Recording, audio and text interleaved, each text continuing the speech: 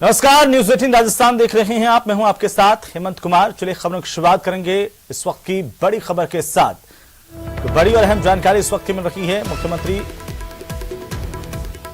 अशोक गहलोत की ओर से दिव्यांगजनों को पदोन्नति में 4% का आरक्षण दिया गया। सीएम अशोक गहलोत का यह महत्वपूर्ण निर्णय, दिव्यांगजनों को पदोन्नति में भी 4% का आरक्षण मिलेगा। प्रभावी पालना के लिए हर विभाग में नोडल अधिकारियों की नियुक्ति की जाएगी। मुख्यमंत्री ने परिपत्र का अनुमोदन किया है। सीधी भर्ती में ऊपरी आयु सीमा और न्यूनतम अंकों में छूट का भी लाभ दिए जाने का प्रावधान किया गया है। उत्तर प्रदेश, हरियाणा, पंजाब और छत्तीसगढ़ जैसे राज्यों के बाद विशेष योग्यजनों को पदोन्नति में आरक्षण देने वाला राजस्थान अग्रणीय राज्य बना है। सामाजिक न्याय और अधिकारिता विभाग ने इसे लेकर अधिसूचना जारी कर दी है। अब दिव्यांगजनों को पदोन्नति में 4% आरक्षण का लाभ मिलेगा। दिव्यांगजनों को गहलोत सरकार की ये बड़ी सौगात है। मुख्यमंत्री अशोक गहलोत का महत्वपूर्ण निर्णय, दिव्यांगजनों को पदोन्नति में 4% आरक्षण देने का फैसला गहलोत सरकार की ओर से किया गया है।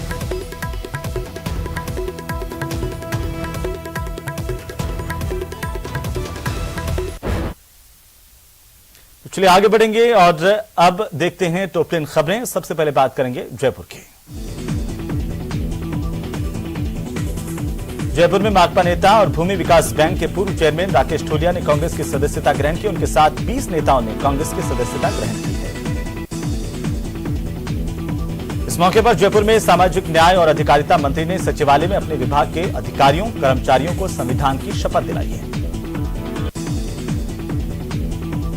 प्रशासन गांव के संग अभियान में आ रही समस्याओं के समाधान के लिए गहलोत सरकार ने एक कमेटी का गठन किया है, जो समस्याओं का समाधान के साथ साथ ही इस अभियान को गति देने का काम भी करेगी। वसुंधरा राज्य की देवदर्शन यात्रा के दौरान नेताओं के घर जाने पर प्रतिपक्ष नेता गुलाबचंद कटारिया ने सवाल उठाए हैं। कटारिया ने कहा कि जिन नेताओं के निधन को 1 साल हो गए, उनके परिवार की राज्य को अब याद आई है।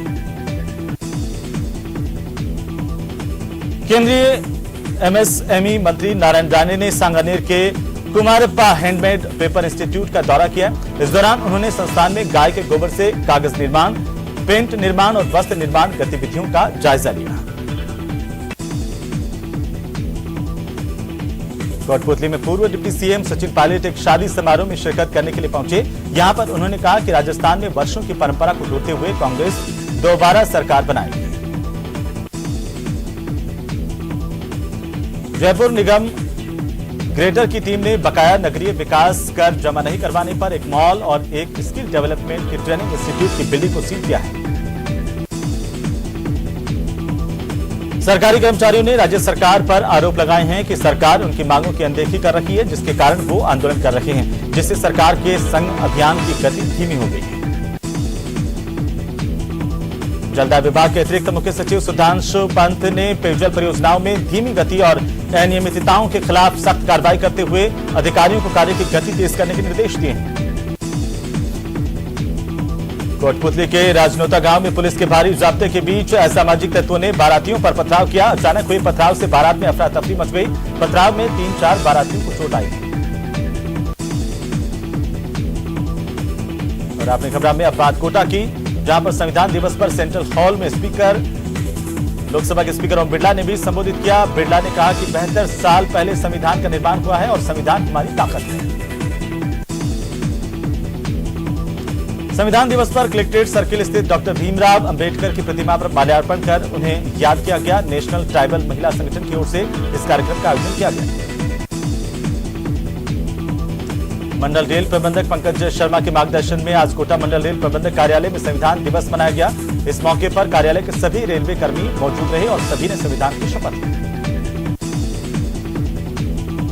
कोटा एक बार फिर से कोरोना मुक्त हो गया है। पिछले दिनों कोरोना पॉजिटिव आया मरीज अब रिकवर हो गया है। कोटा जिले में फिलहाल एक भी कोरोना एक्टिव केस नहीं। कोटा शहर में एक बार फिर से चाकूबाजी की वारदात सामने आई है। बोरखेड़ा थाना इलाके में दुकानदार पर कुछ हमलावरों ने चाकू से हमला किया, जिसके चलते वो गंभीर रूप से घायल हो गया। कोटा में महिला की हत्या कर शव को सुरेला माइनर के पास फेंकने की सनसनीखेज वारदात का पर्दाफाश करना पुलिस के लिए चुनौती बना हुआ है। पुलिस ने सीसीटीवी फुटेज जारी करते हुए आमजन से संदिग्ध युवक की पहचान बताने की अपील की है। कोटा में पुलिस ने कार्रवाई करते हुए करीब 2 लाख रुपए की स्मैक के साथ एक तस्कर को गिरफ्तार किया है। पुलिस ने आरोपी के कब्जे से 104 ग्राम स्मैक बरामद की। कोटा में 23 नवंबर को एक बुजुर्ग महिला के घर में हुई नकबजनी की वारदात को अंजाम देने वाले 2 आरोपियों को पुलिस ने गिरफ्तार किया है। आरोपियों के पास से 4,80,000 रुपए की कीमत के जेवरात और 56,000 रुपए नकद बरामद किए गए। कोटा के रामविहार कॉलोनी में स्कूल की बच्ची पर आवारा कुत्तों ने हमला कर दिया और इस दौरान कुत्तों ने बच्चे को घसीटा और कई जगह पर काट दिया। घटना के बाद बच्ची को तुरंत अस्पताल ले जाया गया, जहां पर रेबीज के इंजेक्शन लगवाए गए। कोटा के रेतवाली इलाके में एक 5 फीट लंबा मगरमच्छ आ जाने से इलाके में हड़कंप मच गया। मौके पर पहुंची टीमों ने तत्काल मगरमच्छ का रेस्क्यू कर उसे काबू में किया। और अब देखेंगे अजमेर की खबरें। अजमेर में राजस्थान राज्य कर्मचारी संयुक्त महासंघ एकीकृत ने पीएचईडी मंत्री महेश जोशी के नाम जिला कलेक्टर को अपनी 9 सूत्रीय मांगों के संबंध में ज्ञापन सौंपा। पुष्कर में विदेशी महिला की रिपोर्ट कोरोना वायरस से पीड़ित आने के बाद पुष्कर में हड़कंप मच गया। विदेशी महिला की रिपोर्ट पॉजिटिव आने के बाद चिकित्सा महकमा पूरी तरह से अलर्ट पर है।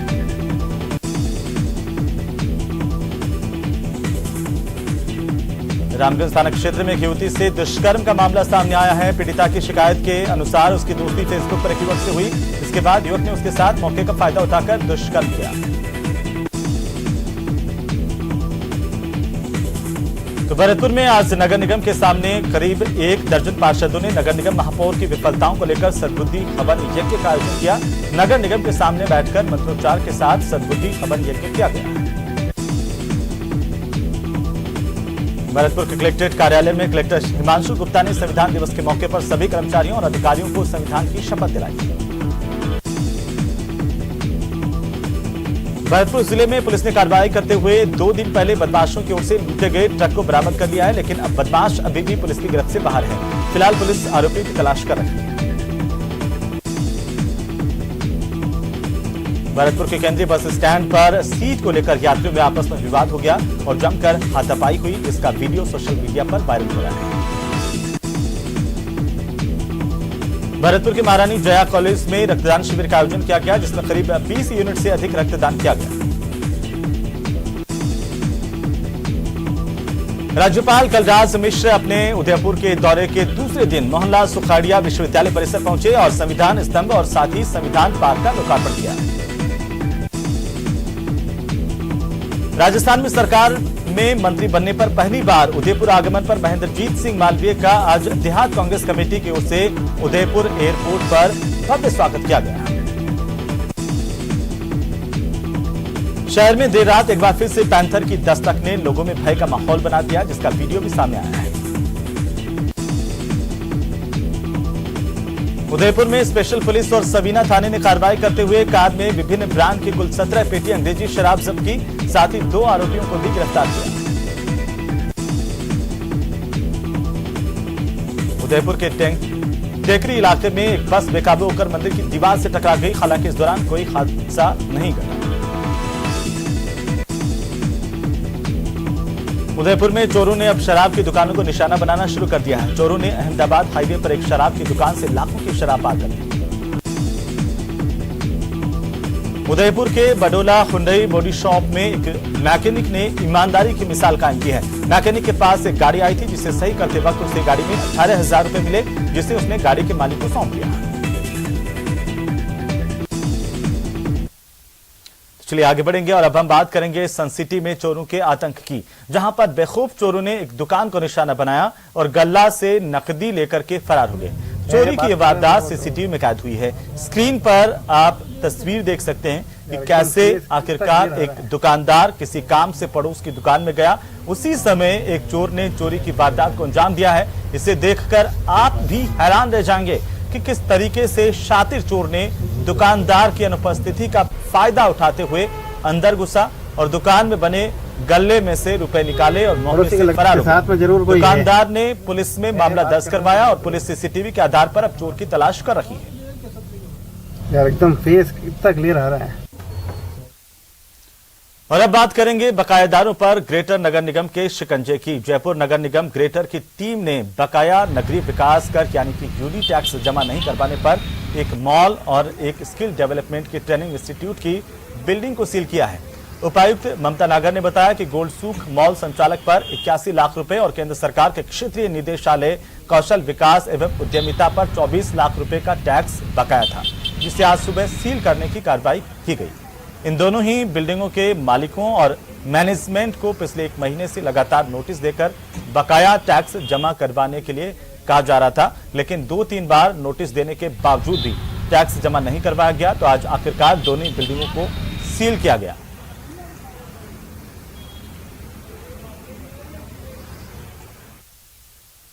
जो बकायेदार हैं और अभी तो 10 लाख से ऊपर के जितने भी बकायेदार हैं उन पर कुछ ही कार्रवाई की जा रही है ताकि जो उनसे यूडीटी वसूली की जा सके। मैम अभी आज कितनी कार्रवाई की गई है और किस से? जगतपुरा जोन में 2 बड़ी कार्रवाई हुई है, जिसमें एक गोल्ड सूख मॉल है जिसमें 81 लाख रुपए का बकाया था, जिस पर सीज की कार्रवाई की गई है, और एक राष्ट्रीय कौशल प्रशिक्षण महिला प्रशिक्षण केंद्र है, इस पर 24 लाख रुपए बकाया थे, जिस पर सीज की कार्रवाई की गई है। इसके जो प्रशासनिक ब्लॉक है उसको सीज किया। अब बात करेंगे भीलवाड़ा की, जहां पर घूसखोर अधिकारियों के खिलाफ अब एसीबी एक्शन मोड पर आ चुका है। यहां पर हेड कांस्टेबल को एसीबी की टीम ने 15,000 रुपए की रिश्वत लेते हुए रंगे हाथों गिरफ्तार किया है। एसीबी की टीम ने हेड कांस्टेबल के साथ दलाल को भी मौके से दबोचा है। एसीबी के डीवाईएसपी शिव प्रकाश टेलर के नेतृत्व में हुई कार्रवाई में बिजोलिया थाने में कार्यरत सिपाही मेघ सिंह को 15,000 रुपए की रिश्वत की राशि के साथ दलाल के जरिए गिरफ्तार किया गया।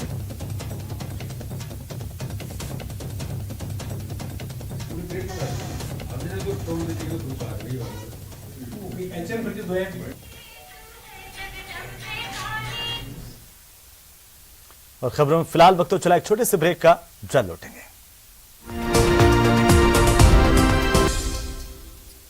ब्रेक के बाद स्वागत। वैक्सीन ही कोरोना का एकमात्र सबसे प्रभावी तरीका है। ये बात हम, आप और समाज के तमाम लोग जितनी जल्दी समझ लेंगे उतना ही बेहतर है, क्योंकि कोरोना महामारी के भुक्तभोगी 1-2 नहीं, हजारों लाखों परिवार है। यकीन मानिए, वैक्सीन ही हमें और आपको इस वैश्विक महामारी से बचा सकती है। ये खास रिपोर्ट देखिए।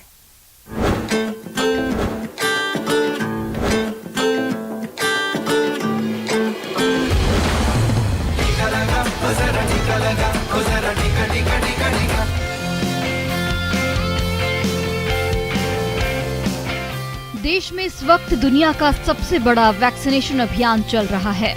आप इस वक्त देश के किसी भी कोने में जाएंगे, स्वास्थ्य विभाग की टीम आपको, हमें, पूरे समाज को बचाने के इस अनोखे अभियान में शिद्दत से जुटे दिखाई देंगे।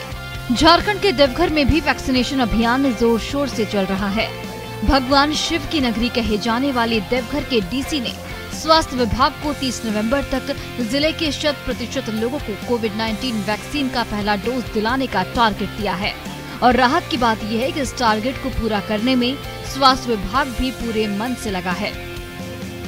तो जल्दी से जल्दी जो है सारे लोग वैक्सीन को ले लें, ताकि नया वेव जो आने का भय बना रहता है, कोई नया वायरस का विरुलेंट स्ट्रेन, आक्रामक स्ट्रेन पैदा होने की जो भय बनी रहती है, वो समाप्त हो जाएगी। जिला प्रशासन और स्वास्थ्य विभाग की मेहनत का असर अब देवघर में भी दिखने लगा है। देवघर के सत्संग नगर क्षेत्र के सत्संग कॉलेज में आयोजित किए गए वैक्सीनेशन कैंप में वो लोग भी आते दिखे जो शारीरिक मजबूरी और उम्र की चुनौतियों की वजह से अभी तक टीका नहीं ले पाए थे। हालांकि देवघर में अब भी टीके की दूसरी डोज लेने वाले पात्रों की संख्या कम है, लेकिन जिस तरह से देवघर जिला प्रशासन और स्वास्थ्य विभाग की टीम ने हाथ मिलाया है, उम्मीद की जा रही है कि देवघर जल्द ही कोविड-19 वैक्सीन की पहली डोज में 100% वैक्सीनेशन का लक्ष्य हासिल कर लेगा। बहुत अच्छा लगा कि हमारे घर के पास ही आके टीका मिला है, बहुत अच्छा लग रहा है हमको। तो सबको लेना चाहिए और ले आके। जाहिर तौर पर दिव्यांगों के लिए घर के करीब वैक्सीनेशन कैंप लगना राहत की बात रहती है, जिसका फायदा अशोक पंडित जैसे लाभार्थी को मिला। लेकिन ध्यान देने की जरूरत उन लोगों को है जो सच को जानते हुए भी खोखले बहाने बनाकर संजीवनी जैसी वैक्सीन लेने से बच रहे हैं और खुद को और अपनों की जिंदगी खतरे में डाल रहे हैं। Bureau report, news 18 network.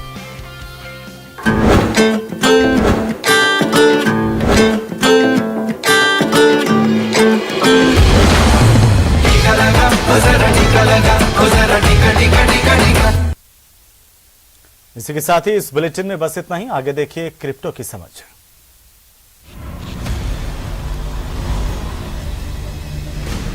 Z and news 18 network present crypto की समझ। स्वागत है आपका क्रिप्टो की समझ में और एक नए एपिसोड के साथ मैं रंजना रावत। तो चलिए शुरू करते हैं क्रिप्टो से जुड़ी वो खबर जो पिछले हफ्ते बनी रही सुर्खियां। एक अरबपति निवेशक केनेथ ग्रिफिन ने साउथबी के ऑक्शन में यूएस कॉन्स्टिट्यूशन के पहले एडिशन की कॉपी $43.2 मिलियन में खरीदी। ऑक्शन हाउस और ग्रिफिन के एक प्रवक्ता ने शुक्रवार को कहा कि अरबपति निवेशक केनेथ ग्रिफिन ने गुरुवार को साउथबी में अमेरिकी संविधान के पहले एडिशन की कॉपी खरीदने के लिए एक ऑनलाइन क्रिप्टो करेंसी ग्रुप को पीछे छोड़ते हुए $43.2 मिलियन की बोली लगाई। ग्रिफिन ने 17,000 से अधिक लोगों के एक बैंड को पीछे छोड़ दिया, जिन्होंने इस हफ्ते की शुरुआत में सोशल मीडिया के माध्यम से $40 मिलियन से ज्यादा का क्राउड फंडिंग किया था। ग्रिफिन, जिसने 43 बिलियन अमेरिकी डॉलर की इन्वेस्टमेंट फर्म सिटाडेल की स्थापना की, वो एक प्रोमिनेंट आर्ट कलेक्टर है और अरकानसास के बेंटो विले में crystal bridges museum of American art अमेरिकी संविधान के पहले एडिशन की कॉपी को प्रदर्शन के लिए रखने वाले हैं। ग्रिफिन ने एक बयान में कहा कि अमेरिकी संविधान एक पवित्र दस्तावेज है और इसलिए मैं चाहता हूं कि हमारे संविधान की ये कॉपी सभी अमेरिकन और विजिटर्स के देखने के लिए हमारे म्यूजियम और दूसरे सार्वजनिक स्थलों पर उपलब्ध रहे। ऐसा लग रहा है कि शायद सतोशी नाकामोटो के बिटकॉइन का विशाल खजाना हमेशा के लिए खो गया। दरअसल इरा क्लेमन वर्सेस क्रैग राइट ट्रायल में जूरी मेंबर्स ने इस हफ्ते एविडेंस में सुना कि सतोशी नाकामोटो के 1.1 मिलियन BTC, जिनकी कीमत $64 अरब है, वो कभी रिकवर नहीं किए जा सकेंगे। एविडेंस में बिटकॉइन के शुरुआती दिनों के 5 हार्ड ड्राइव और 9 थंब ड्राइव शामिल हैं, जिन्हें इस तरह एनक्रिप्ट किया गया था जिससे उनके डेटा तक पहुंचना लगभग असंभव हो गया है। बिटकॉइन की मैक्सिमम सप्लाई 21 मिलियन है। वहीं परमानेंटली इरिकवरेबल BTC की कुल संख्या का अनुमान कुछ 100,000 से लेकर 3.7 मिलियन तक है। राइट का दावा है कि वही बिटकॉइन का पिस्यूडोनिमस इन्वेंटर नाकामोटो है। हालांकि राइट बार बार ये साबित करने में विफल रहे। वहीं इरा क्लेमन का दावा है कि उसका मृत भाई डेव क्लेमन एक समय राइट का बिजनेस पार्टनर था। इरा का आरोप है कि राइट ने डेव के BTC को हड़पने की योजना बनाई थी, जिसकी मौजूदा कीमत $10 अरबों है। नाकामोटो होने के अपने दावे को साबित करने में कई बार असफल होने के बाद भी राइट हार मानने को तैयार नहीं। राइट ने बिटकॉइन के व्हाइट पेपर पर कॉपीराइट का दावा किया है। हालांकि crypto currency open patent alliance यानी कि COPA के रूप में जाना जाने वाला एक संगठन राइट की रणनीति के खिलाफ अपनी कानूनी लड़ाई जारी रखे हुए हैं। बिनेंस एक्सचेंज के CEO ने क्रिप्टो ग्रोथ में रुकावट डालने वाली सबसे बड़ी समस्या का खुलासा किया है। Top crypto currency firm Binance exchange के CEO चैंगपेंग जाओ ने कहा कि क्रिप्टो मार्केट में बहुत ग्रोथ के बावजूद इंडस्ट्री अभी भी कुछ सेटबैक की वजह से उस तरह से आगे नहीं बढ़ पा रही है। एसोसिएटेड प्रेस के साथ अपने हालिया हुए इंटरव्यू के दौरान बिनेंस एक्सचेंज के CEO ने कहा कि वॉलेटिलिटी एक समस्या है जिसकी वजह से लोग क्रिप्टो करेंसी से दूर हैं। साथ ही उन्होंने ये भी कहा कि कुछ निवेशक वॉलेटिलिटी एंजॉय करते हैं। उन्होंने कई समस्याओं की ओर इशारा किया जो क्रिप्टो करेंसी की ग्रोथ में रुकावट डाल रही है। जैसे कि अगर कोई व्यक्ति मर जाता है तो उसके एसेट का क्या होगा? क्या वो उसके बच्चों को मिलेगा? वो बच्चों को कैसे मिलेगा? क्या कोई तरीका है जिससे गारंटी दी जा सके कि किसी के मरने के बाद उसका एसेट उनके बच्चों को मिल जाएगा? हालांकि बिनेंस एक्सचेंज के CEO ने कहा कि जैसे जैसे इंडस्ट्री मैच्योर होगी इसमें मेजर इंप्रूवमेंट भी सामने आएंगे। और क्रिप्टो से जुड़ी खास खबरों में इतना ही। अगली बार क्रिप्टो करेंसी से जुड़ी कुछ और रोचक खबरें आपके लिए लेकर आऊंगी। तब तक के लिए नमस्कार।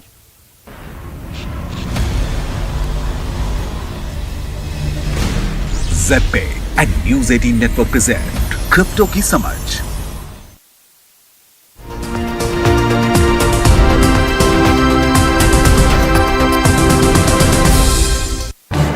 इस न्यूज हेडलाइंस के प्रायोजक